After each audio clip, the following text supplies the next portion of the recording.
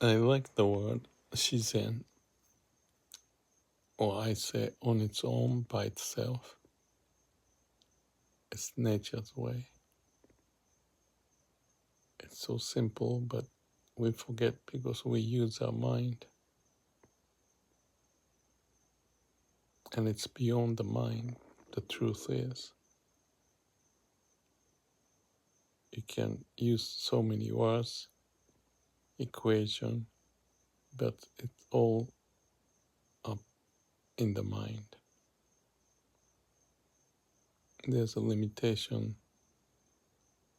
of using our mind.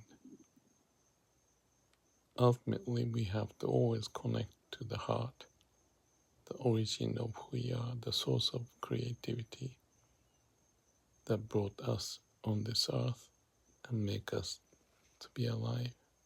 So, Namaste.